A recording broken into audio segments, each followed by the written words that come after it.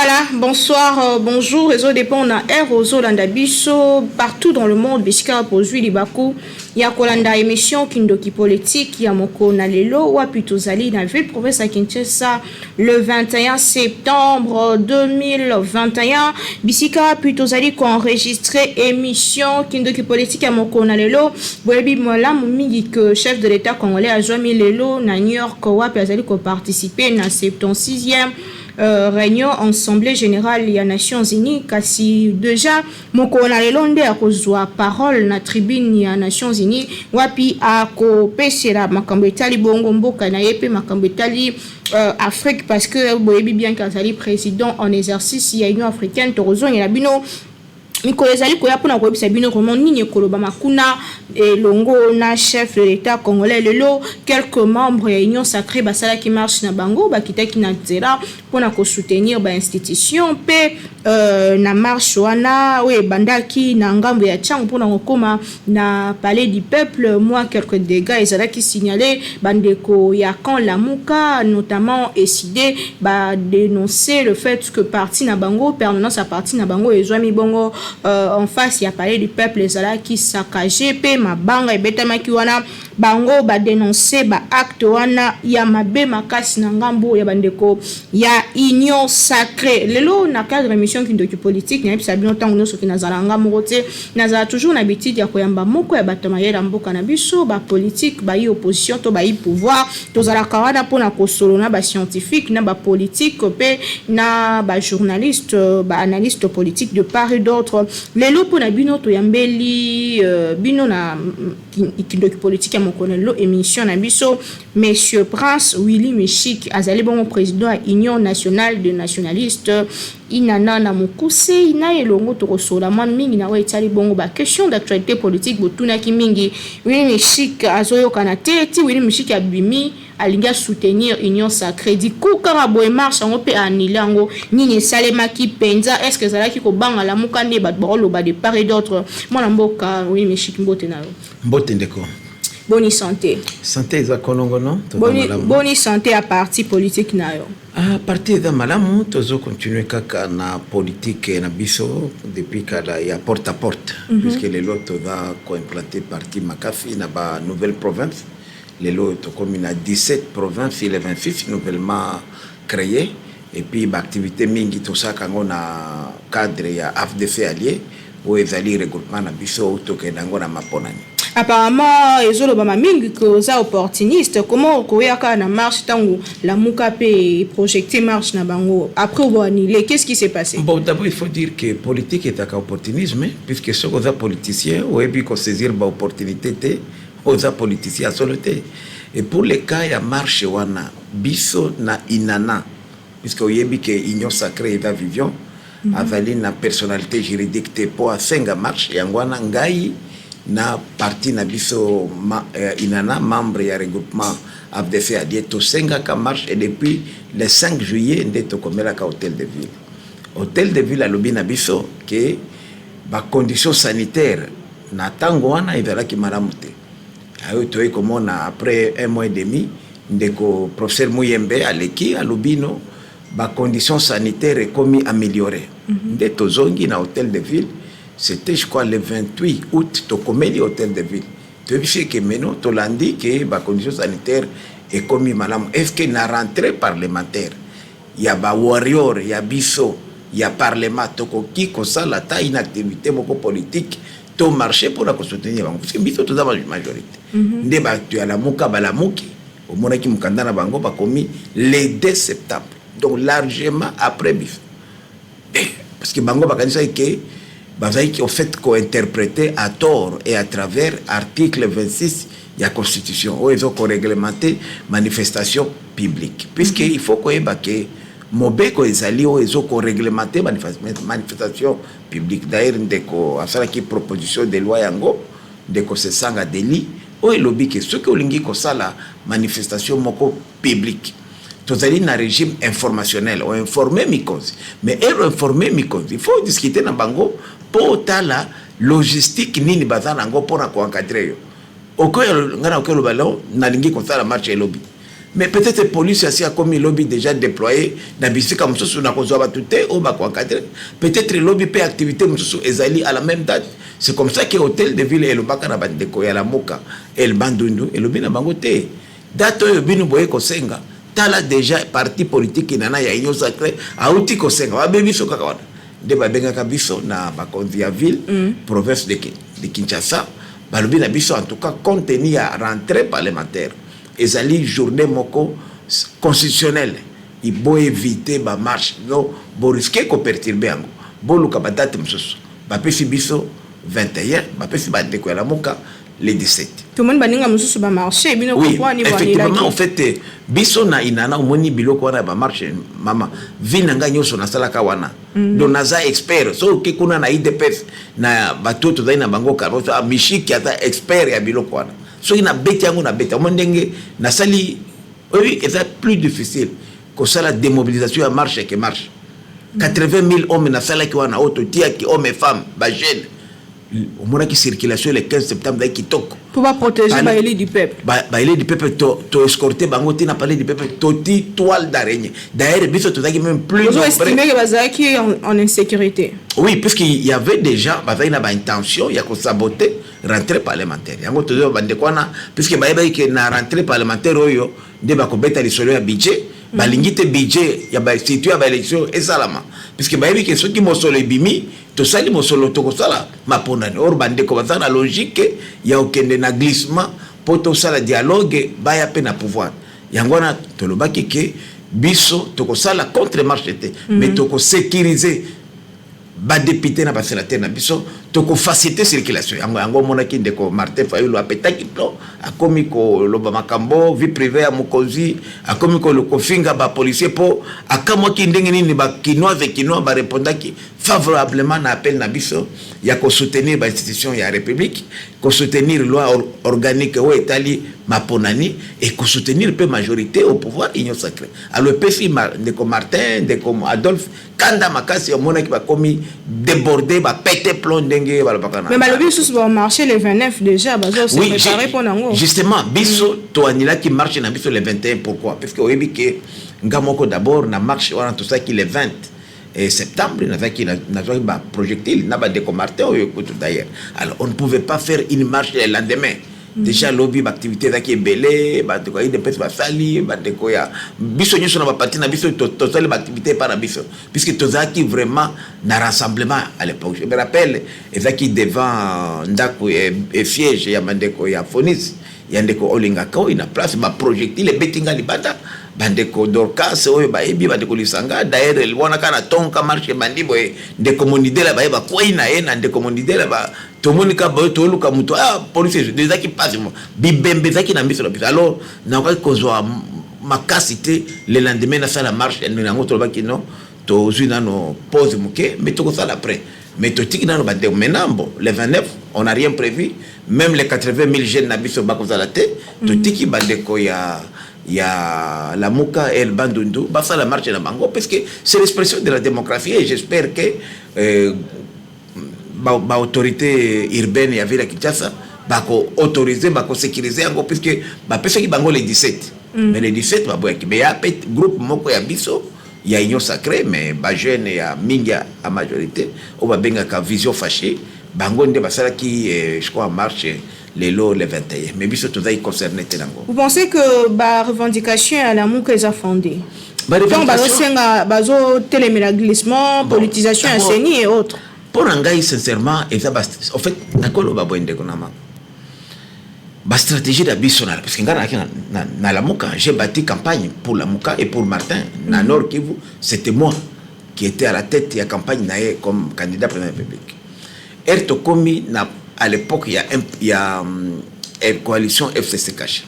Stratégie Nabiso na la Mouka, il y a qui consa la nyoso, que ba élection et salamate. Parce que tu le qui jamais te accompagné de Félix, nan de Joseph Kabila, dans ma ponani. Tu le qui non. Il fallait qu'on crée, alors on voulait utiliser plan de sortie, il y a crise, il y a un de Martin Fayulu, Oyo, il y a qui permet de bloquer Biloko, de façon que tout ne vers un glissement, tout ça le dialogue, tout ka bon pouvoir, puisque tout le bino, bango ba na pouvoir. Pourquoi tu accompagnes ba? Des stratégies ba de comment utiliser les yango na solo baboy. Donc complètement ils ont simanion sur Bossal. Oui, justement parce que la muka el bandundo, ils ont utilisé stratégie à biso ya kala. El bandundo sondeni, on est comme tribalisme. Non non, tu mais el national paysanali. O ezali na bandeko Claudel Lubaya, bandeko Sesanga, bandeko Frank Diongo, bandeko Moïse Katumbi Bemba, wana eza national, non? O ba kota union sacrée. O ba komi na union sacrée, mais ils sont restés la muka nationale. Mais bandundu pe, sali moi la muka na ye, Martin Fayulu na ndeko Mzito, basali el bandundu na bango. Et ça la muka, bon mais te tokotala esko we ko émerger na.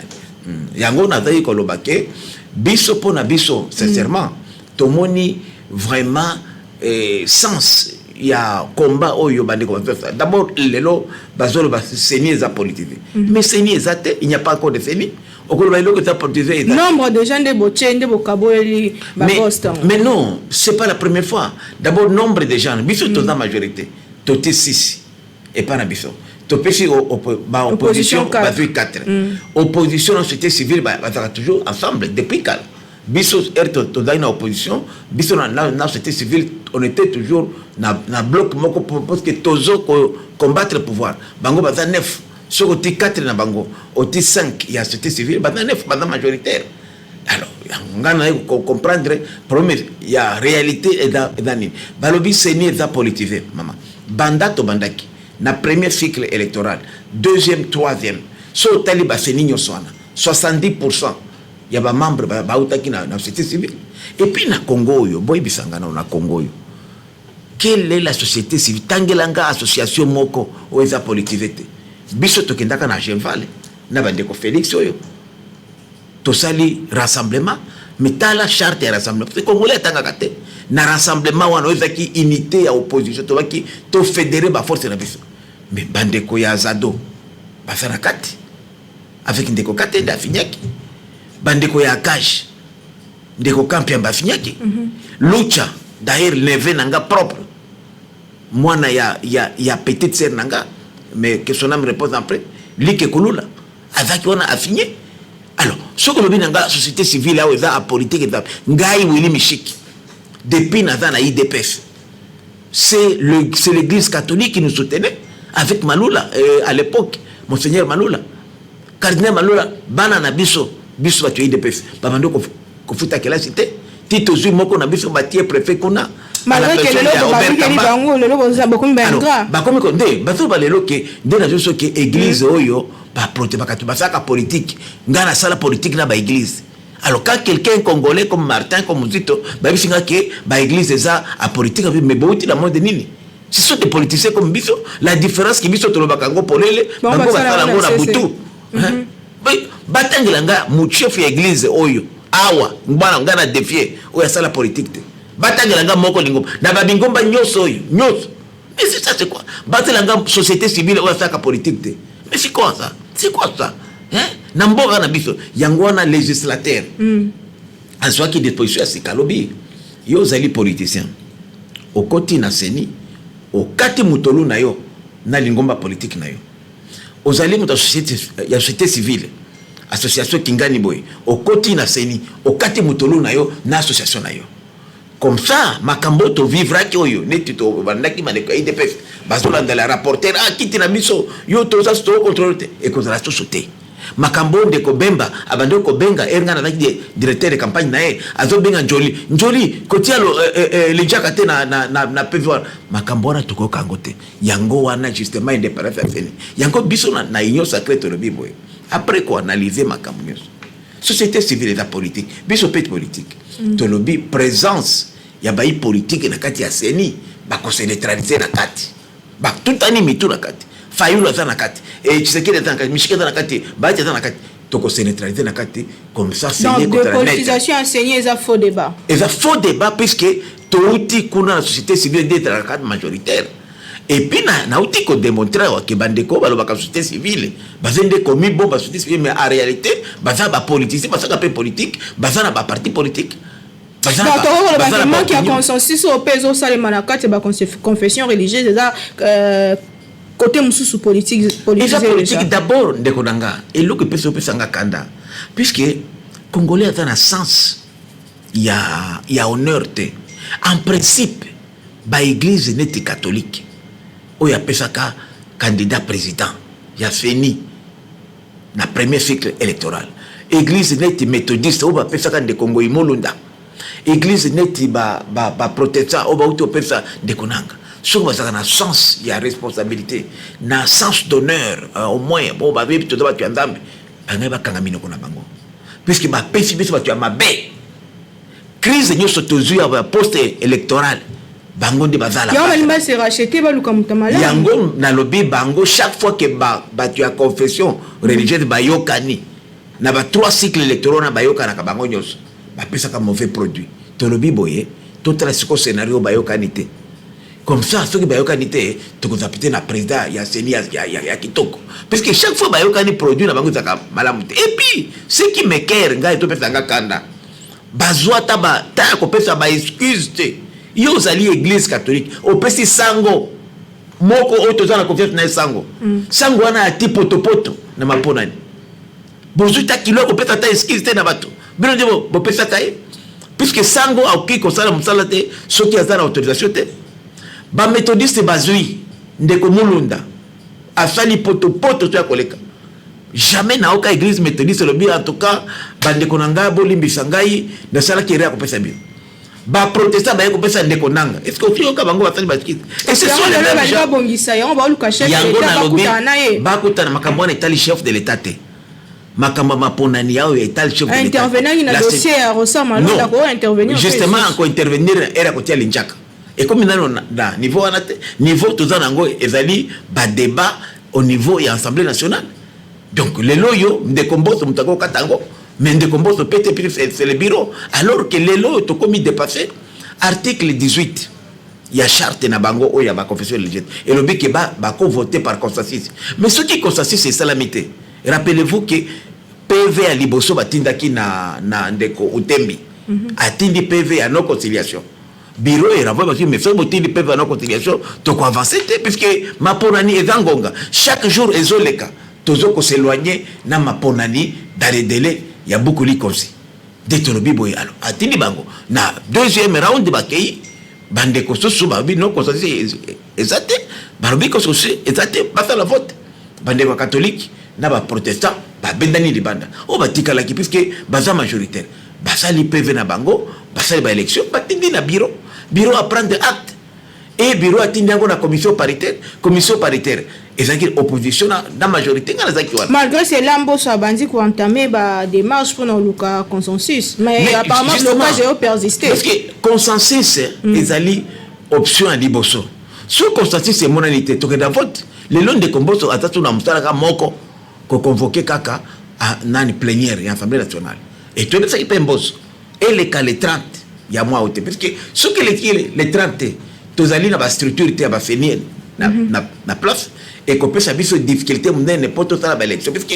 pour la console ma ponani solo il nous faut au maximum le long de tozali boye 715 jours wana le loyo surtout comme fin du mois et coquille ce qui 715 jours à partir il y a installation il y a bureau maman et ça musala mingi il faut qu'on revisite fichier électoral il faut qu'on commande ba matériel électoral mingi to commande na poto il faut qu'on déployer ngo infrastructure exacte Monisco asuna logistique oya ataki nangote azokende donc mboka opeza na ba moyen mingi te il faudra qu'on former ba agents électoraux qui sont formés par cycle électoral heureusement que tu as qu'on soit chance que maintenant ministère de l'Intérieur à travers ONIP azoko sala maintenant ba opération ya identification na recensement ya ba congolais ou ko permettre biso que congolais azala identifier et recenser azala na carte d'identité des cartes wana to ko utiliser na maporani mais opération wana ekosila na mois de mai 2023 donc il faut que tu accélères pe côté mususu que pendant et ça va coûter combien webi 600 millions de dollars. Et dans mon solomingi, on n'a pas l'état, la distraction, la marche, il y a la grève, il faut tout ça. Parce qu'il faut tout produire bongo. Pour tout ça, sûr, il y a ma ponali, il faut mon solo, il faut mon côté. Il y a un félicité pour le gouvernement, il y a un warrior pour la première fois, et puis c'est un budget au-delà, il y a 10 milliards. Budget, mais ça va péter, ça va budget, ça va monter. Budget, Oyo, et c'est là qui confectionné dans contexte particulier il y a Covid. Ce qui fait que ceux qui ont conditions sanitaires et s'améliorer d'ici d'ici la fin de 2022, Bidjona et Kobakisarama. Mais il y a aussi, comme c'est fait, il y a des réformes. Pour la première fois, des réformes, ils ont ça dans le secteur de portefeuille.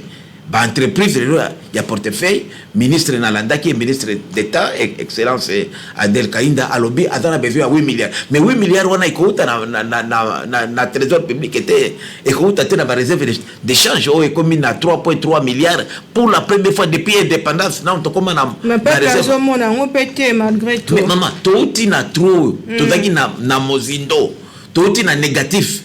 Ah, on est toujours à zéro. Donc mboka ndenge zalaki mboka te dai to mboka te so balbaka ta ko teka to teka ngum tom tozo eloko na na poche OK no place OK mais siko tozo uta négatif to komi na zéro siko à partir ya maintenant desko ko komona eloko parce que place to zaki musika donc bande ko kabila ona ba ini vraiment na mais tout na qu'est-ce que bande ko bazaki ba congolais ou bien ba mercenaires ba ki o pour na ko zo biso neti ba nyama mais to bossa que à un moment donné pe Winnie Michel Kazaka on kabila deko yango na lobby yango na lobby na zaki kuna pe ko critiquer mais faut na gouvernement au kufungula mon côté tu la boucle au lieu loba au démissionnaire OK yango ngana bango to et simbakate ba ko pesa ba $100,000 non na ba biso ba chef ya parti mais na boya ke yango na ke na la muka na ju zéro mais pour la dignité pour la conviction je pouvais prendre les $100,000 na parti na ngai pour na kota FCC mais pourquoi na kota kate toko ba na émission na biso neko Prince Willy Mishiki o za na biso na plateau moko na lelo ba na mboka ba Olanda biso partout dans le monde alliance na ona FDCA on s'est rapproché penaï de pèse apparemment bazolo ba de part et d'autre Willy Mishiki finalement zolo kani te Willy Mishiki ya solo za opportunité politique puisque politicien ya solo akoya katembo atelemi so yo ta politicien okoyi otikal na fait oza mobilité oza nyama mutu ya solo akoya ka otelemi ngana tala kinata na vena katela muka bien ba misa nanga ba kuna ba Bemba ba Moïse ba Félix tout ça na bango bien kala depuis kala bala muka ata Moïse ba Félix Vital ba kendeki mais tout ça qui bien mais na moni a vision ya la muka izala kité projection moko ya venir ezate soit pouvoir kuna présenter ba réunion kuna ko sala makoko so boye ba batu bakomi ko bundana ko fingana okomona Francis Kalombo afingi batu ya nani ya Fayulu batu ya Fayulu ba fingi Moïse Katumbi alors qu'on est ensemble bi au biloko nini biso ba président ba parti on nous associe pas tena ba parti na bi quand même de quoi baati à la société civile. Nathalie na Lingomba a fait allier 80% de la société civile. Bazana vision c'est la première force avec 71 députés provinciaux, 41 députés nationaux. C'est la première force politique qui a mboka oyo. Mais bazaki incompris. Na mona pe bango ba décision bango bazaka na conférence des présidents. Ngara ke mona baati en tout cas baati pour ndeko nanga. Na mona ko na musika mais na moni ozana vision. Biso to sali assemblée générale ils ont mandat que nos côtés. Effectivement, on dit que et boti mbuma malamu puisque non, à comprendre bazaba visionnaire puisque baati autorité morale na biso professeur baati modeste a toujours na loyauté na sens ya fidélité. Alobino ndekoyo Félix Sekedi avec na mandat na ye il y a 3 ans itikalaki ere ya kabwani na bandeko ya FCC. Ya FCC. Mais il pouvait aller seul. Na batone na IDPF na cash bakei na bango na ba INC bakei mais alobi non na lingi mboka eza ensemble azui biso azui bande kwa Moïse azui batu ya MLC akena biso na gouvernement ya transition 3 ans na ye akatikati yango na biso atorobiano muto apesi biso 3 ans ya mandat na ye pourquoi en 2023 qu'on peut être sur deuxième mandat constitutionnel 5 ans donc on continue à accompagner chef de l'État en 2020 bien sûr te lever option de accompagner lelo soro d'abiso a de faire allié de koyo na IDP sur toujours bientôt toujours mettre en place coalition électorale munene IDP a de faire allié de konanga machine électorale puisque l'objectif Nabiso, ce n'est pas seulement il y a gagner l'élection présidentielle. Ça c'est déjà gagné, puisque déjà Webi électorat est dans l'Est. Plus de 60% de l'électorat dans l'Est. Or, on est des fiefs à battre. Alors, Tolobi Boebiso, Tolobi, Togito gagné élection urbaine, municipale, locale, provinciale, sénatoriale, na législative. Donc, tu as la majorité absolue, puisque ma campagne a la coalition, et puis tu as le programme, il y a gestion, ensemble, dans la IDPS, de Tolingi Siko, Union Sacrée, et qu'on fonde la coalition, Oya, Otozan Ango na Batuya, IDPS, de qu'on fonde ça, parce qu'il faut quand même que Union Sacrée ait la plateforme électorale. Ozana biso oye olengi biso te fanda libanda mais motuna est-ce que yango Union Sacrée yango ko résister ti 2023 pe accompagner chef de l'état apparemment on a une vision na ye c'est ndé ozoloba toko extirper na Union Sacrée bambuma mabezali puis bato mingi ba ki la moi loenge ba comprendre que le côté c'est maintenant que puisque vision à chef de l'état alors bimbo nous adhérons à la vision de Tshisekedi mais vision aux anines vision de Tshisekedi ezali discours programme na ya le 6 décembre. Il y a un passé, il y a une vision. Comment on peut comprendre de l'élan de Kodanga? J'ai parlé à des députés. Tu as confiance en Tshisekedi. Mais puis nous avons une union sacrée. Alors, Bolobi, vous avez confiance en Tshisekedi. Mais comment vous avez une union sacrée? Pourquoi vous avez voté des lois? Il y a un projet de loi d'habilitation. Où est-ce que le gouvernement m'a conquis pouvoir pour que Salam Sala na partie orientale, il y a visto pour qui m'y a Sénat a voté qui en première lecture. Il fallait deuxième lecture. Ça allait nous éviter la prorogation. Il y a 2 semaines, 15 jours. Mais donc c'est pour dire que dans l'Assemblée nationale, tout le temps, il y a un problème.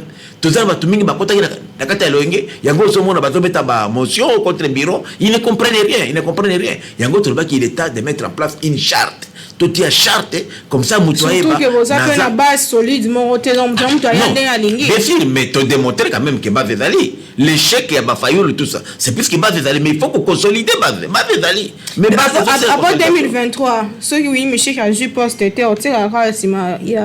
y a Félix Tshisekedi. Mais il y a un chômeur, puisqu'il y a déjà un poste, puisqu'il y a un AFDC allié à le gouvernement, tu as un deuxième vice-président, il y a l'Assemblée nationale. Non, on la partie.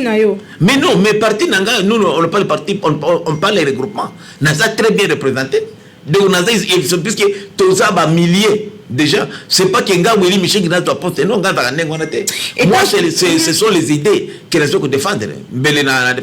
Je suis enseignant, je gagne bien ma petite fille, je suis consultant, je suis planteur, agriculteur. En tout cas, je n'en vis même pas un ministre. La preuve que je suis candidat ministre. Or, j'ai été 8 fois ministre. Je suis 8 fois ministre. Je suis na cause attendre la fonction tout mais ce n'est pas ça qui est priorité na que mboka parce que ceux qui mboka ils bien to beta makambo biso kitoko oui Michel Lelo ko ta la caméra nanga ay biso lolenge nini omona gouvernement topé règne union sacrée na mboka na biso.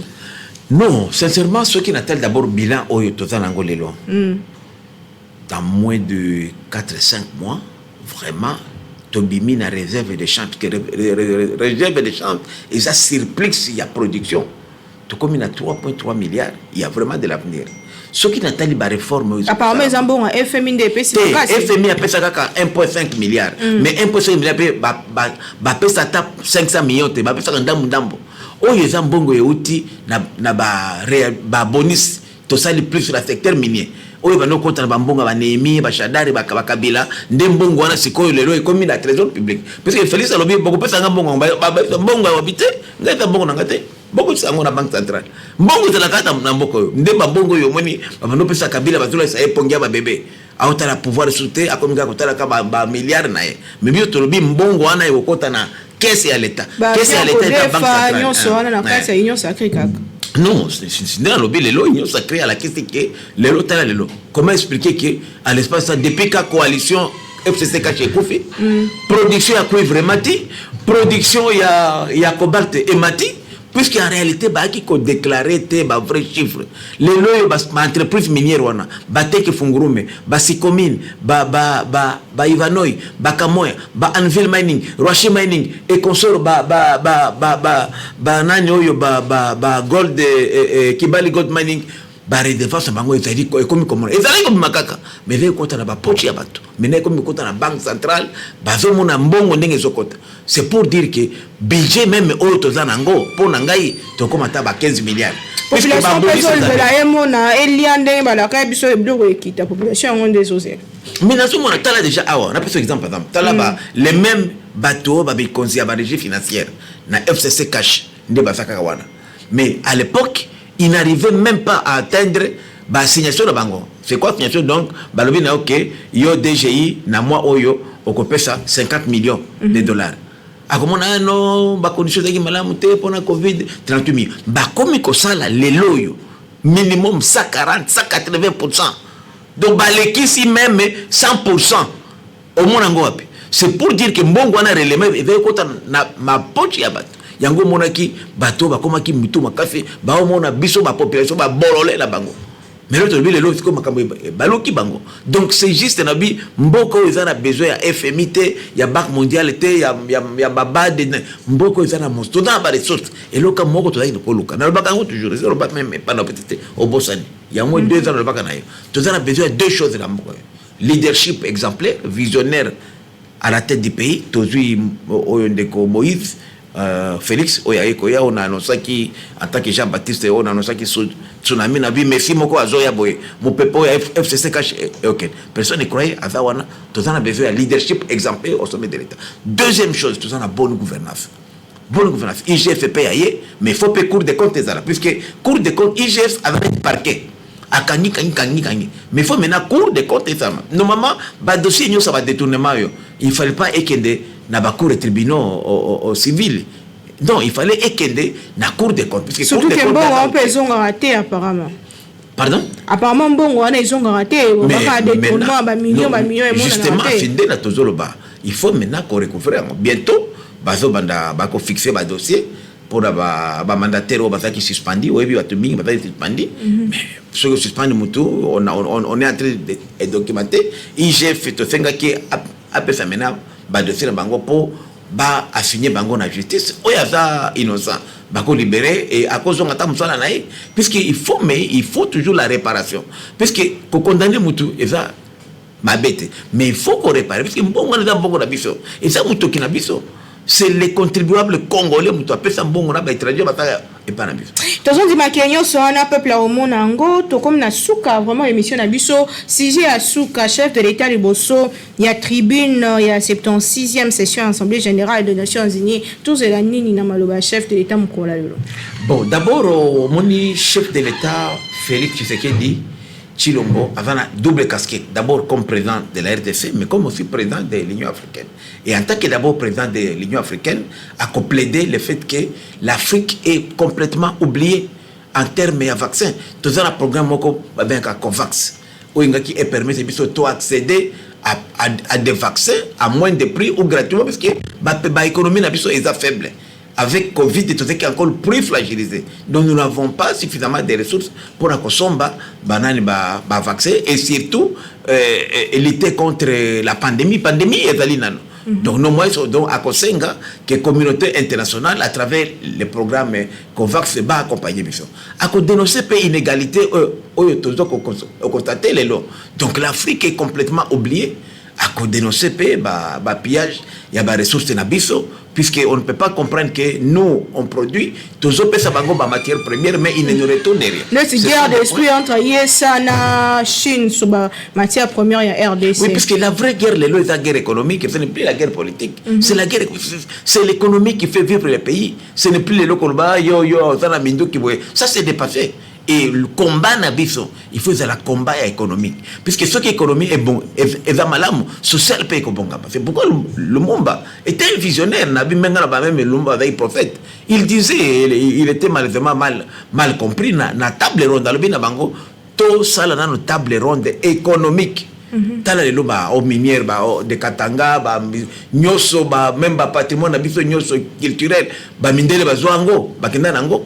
Puisque nous, on ne voyait pas ça, nous, on voyait que politique. On voulait politique, on voulait de l'économie. On a forêt, on a maïgnon, on a pour l'environnement, ils appellent par richesse. Il faut les lots, par exemple, les lots. Comment expliquer que Bisso, tu as dit qu'on protégeait le monde. Sauf quand ils étaient beaucoup, ah non, moratoire, on gagne ce pavillon, à salité, mais qu'est-ce que nous gagnons en contrepartie? Tu as dit qu'on protégeait mon pépé, cacao, et zambongo, mon pépé, ambongo.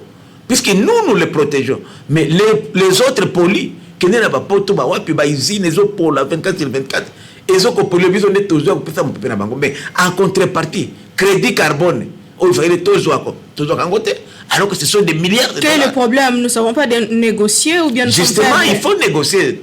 La COP 21 bientôt, on a ficelé le dossier. Comme maintenant, on a un gouvernement. Parce que les ministres qui partaient là-bas, après ça, mais maintenant, vous allez voir les résultats. Je sais que Maman Eve Bavaï, dans le dossier, il fait une instruction stricte. Il y a chef de l'État pour constater la complaisance. Nous devons gagner quelque chose en contrepartie. Il y a protection, il y a humanité. Nous protégeons l'humanité. Mais qu'est-ce que nous on reçoit? Tout Mbappé, on peut le faire. Hein? On peut le faire, mais nous sommes confiants. Mais à contrepartie, bino batumozali ko poliwe mboka. Bozo sala ba izine ba biloko boye ko mai ko transformer en mais bon compastir na biso batozali ko pesa bino mon parce que ça mon pépé beaucoup vivre été. Mais il faut poser les problèmes, mais sérieusement, et que ça l'appelle le savoir négocier. Émission de l'eau comme Nasuka Ndeko, oui, Michiki, Wazaki Nabiso, Awa, Elongo, Naye, tout seulement, Minawa, et Tali Bongo, question politique, le banon Nasuka par rapport à l'émission de l'eau, peuple congolais retenir. Nakolo Barabo, on a congolais que ma camionne se zokole kamalelo, passe à la présentation. Ma ponani, ponani, sacré, toke na ma ponani. Mais il y a des gens qui veulent nous pousser vers l'églissement, y compris certaines confessions religieuses, puisque baza qu'on se retrouvé na makambo ba IGF, oui, même les lots, tala les lots, ba église catholique, ba église de mingi, il faut pas côté, ils font des affaires. Regardez ba patrimoine, kendo tala les lots na ba patrimoine ou ba église ezanango. Est-ce que ba faut quand même mes droits, puisque l'État a lobby, ce qu'on a ndaku, il faut foutre un peu foncier, tala ba église, ba commerce ba salaka.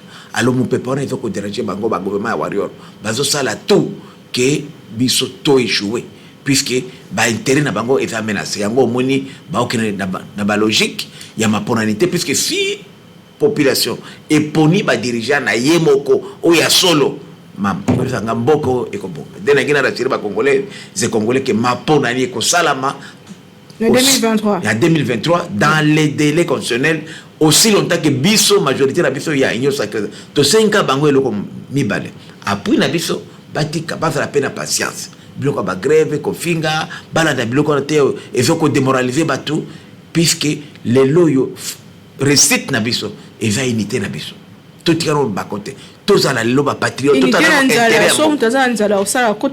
c'est pas tous dans le gouvernement ils ont le moyen. Mais est-ce qu'on doit empêcher le gouvernement à le moyen? Au que soit moyen d'ennemi. Nous allons aussi la déni. C'était l'émission Kindoki politique du 21 septembre 2021. Navi province de Kinshasa, tous avec la Mboka Prince Willy Michiki, président Union nationale des nationalistes.